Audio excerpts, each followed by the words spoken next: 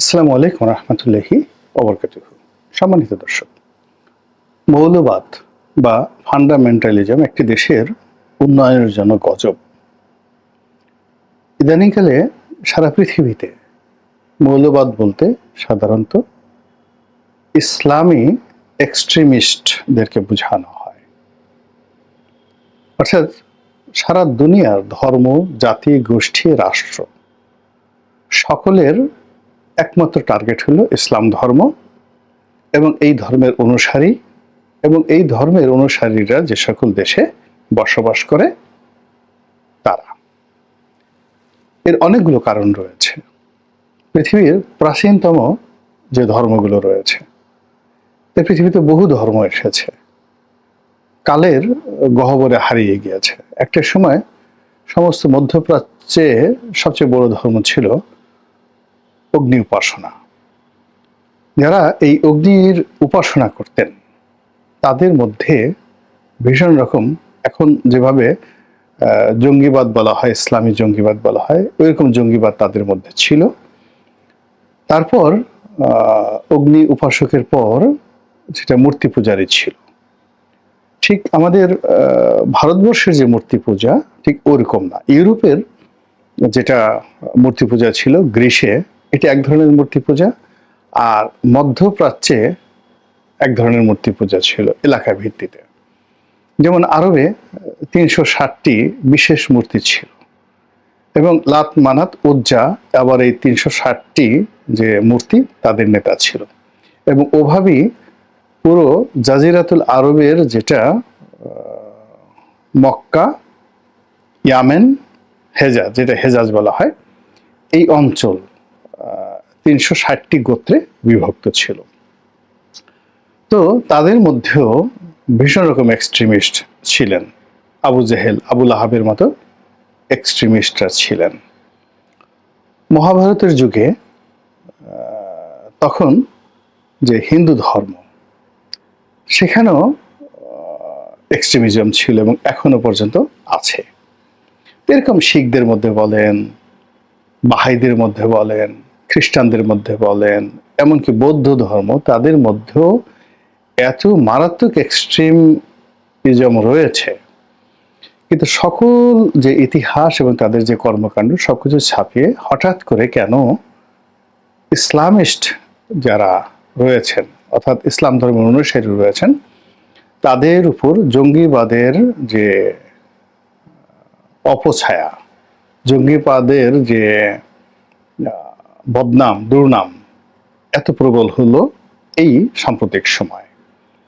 দ্বিতীয় কারণ হলো যে সত্যিকার অর্থেই কেন ইসলামের মধ্যে একটা বিরাট গ্রুপ তৈরি হয়ে গেছে যারা তাদের চিন্তা এবং চেতনায় ভীষণ রকম উগ্রবাদী। তারা মনে করছে তারাই ভেস্তে যাবেন, অন্য কেউ ভেস্তে যাবে না। তারা মনে করছেন তারাই সৎ, অন্য বাইরে সৎ মানুষ নেই।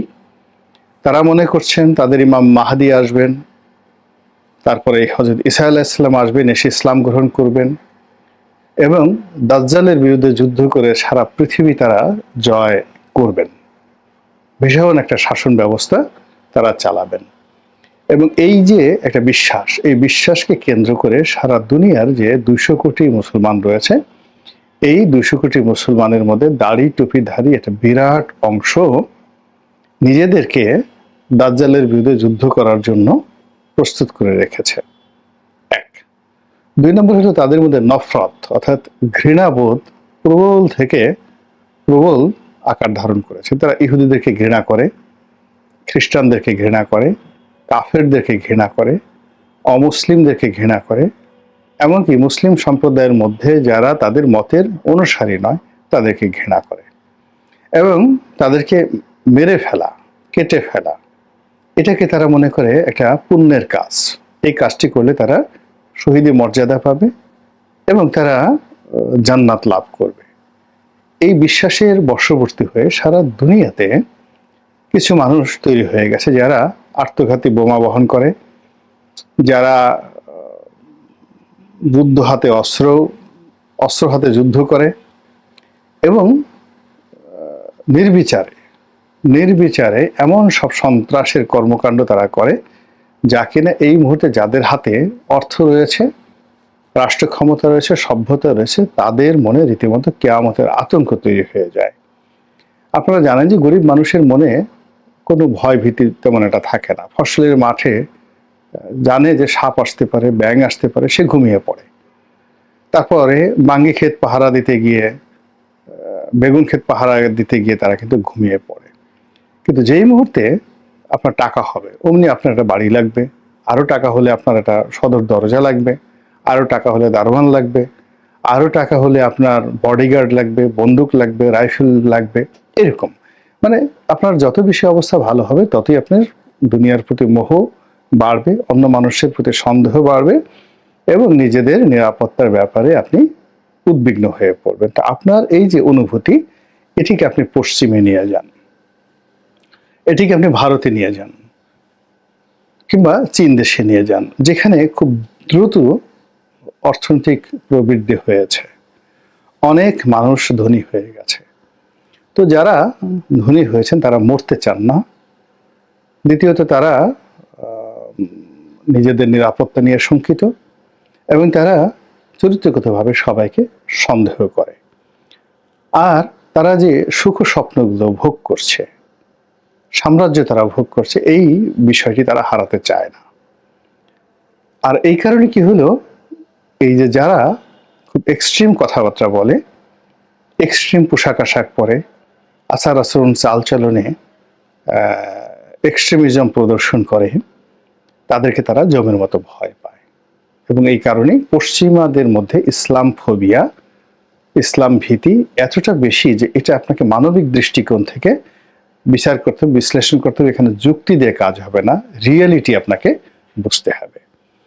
তো তাদের সেই ভীতির কারণে মধ্যপ্রাচ্যে আগুন জ্বলছে, হামাসের উপর নির্যাতন চলছে, ফিলিস্তিনের উপর নির্যাতন চলছে, এবং বাংলাদেশকে জঙ্গি তকমা দিয়ে এই দেশের মুসলমানদের উপরে জুলুম এবং অত্যাচার করার জন্য পশ্চিমারা 10 পায়ে দাঁড়িয়ে আছে। কিন্তু দুর্ভাগ্য হলো যে আমরা, আমাদের এই দেশে যারা সংখ্যাগরিষ্ঠ মানুষ, আমরা এই পুরো বিষয়টি নিয়ে দার্শনিক চিন্তা করিনি। আমরা এটার কোনো বাস্তবতা নিয়ে কখনো চিন্তা ভাবনা করি না। আমরা একবারও ভাবি না যে আমাদের সমস্যাগুলো কি।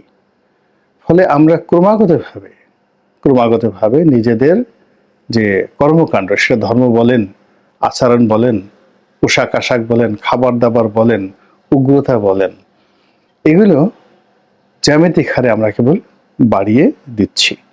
আর আমরা এই কাজটা যত করছি, ততই যাদের মধ্যে ইসলাম ফোবিয়া রয়েছে তারা আমাদেরকে ভয় পাচ্ছে। এই গেল এক। দ্বিতীয়ত হলো যে আমাদের দেশে যারা শাসক, আওয়ামী লীগ বিএনপির কথা বাদ দিলাম, আরও আগে, সেটা বঙ্গবন্ধুর জমানা বলেন কিংবা পাকিস্তান জমানা বলেন, তার আগে ব্রিটিশ জমানা বলেন, তারা সবাই ধর্মকে ব্যবহার করেছে, ইসলামকে ব্যবহার করেছে, উগ্রতাকে ব্যবহার করেছে, কখনো পক্ষে। এবং আবার যখন দেখেছে যে এটা তাদের জন্য একটা ফ্রাঙ্কেনস্টাইনের দানব হয়েছে, তারা দমন করেছে। আপনি অবাক হয়ে যাবেন যে একটা সময়ে সেই লর্ড ওয়ারেন হেস্টিংস 1773 সনে, মানে মীর জাফরের পতনের পর যখন রবার্ট ক্লাইভ ক্ষমতায় এলেন, রবার্ট ক্লাইভের পরে যিনি গভর্নর জেনারেল হয়ে এলেন ইস্ট ইন্ডিয়া কোম্পানির, তিনি হলেন লর্ড ওয়ারেন হেস্টিংস। তো তিনি ভারতবর্ষে এসে প্রথম যে শিক্ষা প্রতিষ্ঠানটি তৈরি করলেন সেটি হলো কলকাতা আলিয়া মাদ্রাসা, 1773 খ্রিস্টাব্দে।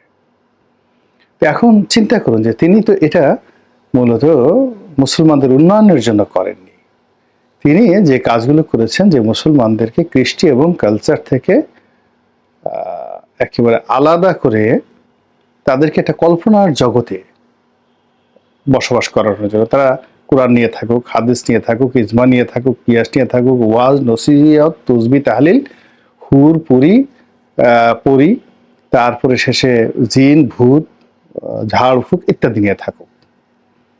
আধুনিক শিক্ষা তাদের মধ্যে ঢুকানো হয়নি। আর আধুনিক শিক্ষার জন্য তারা হিন্দুদেরকে বেছে নিল, খ্রিস্টানদেরকে তারা বেছে নিল, অন্যান্য নৃগোষ্ঠীকে তারা বেছে নিল। আবার পরবর্তীতে যখন এই আলিয়া মাদ্রাসা থেকে বের হয়ে বিভিন্ন মানুষ জিহাদের ডাক দেওয়া শুরু করলো, তাদের উপর ব্রিটিশরা যে স্টিম রোলার চালালো, তার ফলে মুসলমানদের যে ক্ষয়ক্ষতি হলো এটা অতুলনীয়। একই অবস্থা মুঘল আমলে হয়েছে, একই অবস্থা সুলতানি আমলে হয়েছে, একই অবস্থা শেখ হাসিনার আমলে হয়েছে। তারা তাদের নিজেদের প্রয়োজনে এই যারা ইসলামিস্ট লোকজন রয়েছেন তাদেরকে জামায়াত করে কাছে রেখেছেন, আবার প্রয়োজনটা শেষ হওয়ার পর ছুঁড়ে ফেলে দিয়েছেন, আবার তাদেরকে জেলখানায় পুরে মারধর করে তারপরে শেষে তাদের একেবারে দুনিয়া এবং আখেরাত ভ্যানিশ করে দেওয়ার জন্য রাষ্ট্রশক্তি সবসময় চেষ্টা চালিয়েছে। কিন্তু এত কিছুর পরে এই হাজার বছরের ইতিহাসে আমাদের দেশের যারা ইসলামপন্থী তাদের মধ্যে নম্রতা আসেনি, বিনয় আসেনি, ভদ্রতা আসেনি। যে ভুল আগের জমানার ইসলামী বক্তারা করেছেন, আগের জমানার ইসলামের যারা নেতা ছিলেন তারা করেছেন, সেই ভুল এখনকার যারা ইসলামী বক্তা এবং নেতা তারাও করছেন। এবং তারা যা কিছু করছেন প্রায় সব কর্মকাণ্ডই তাদের বিরুদ্ধে যাচ্ছে। এবং এই যে বাংলাদেশের এই সময়টিতে হঠাৎ করে তাদের যে উত্থান, তাদের যে উল্লম্ফন, তাদের যে বাড়াবাড়ি, এইগুলোর ফলে একদিকে যেমন রাষ্ট্রশক্তি, আমাদের দেশের রাষ্ট্রশক্তি, তারা তাদের অস্ত্রে শান দিচ্ছেন আগামী দিনে এদেরকে মোটামুটি সাইজ করার জন্য, কাট্টুস করার জন্য।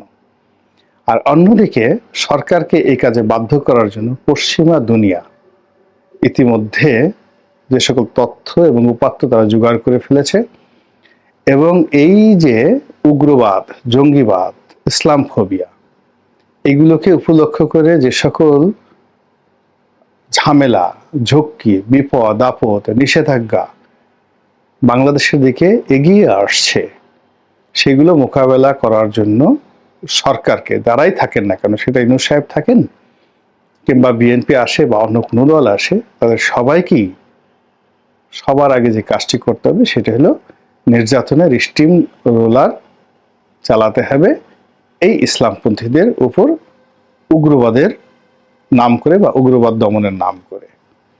কাজেই এই দিন দিন নয়, এই সময় চিরদিন চলবে না, এটি প্রবাহিত হতে থাকবে।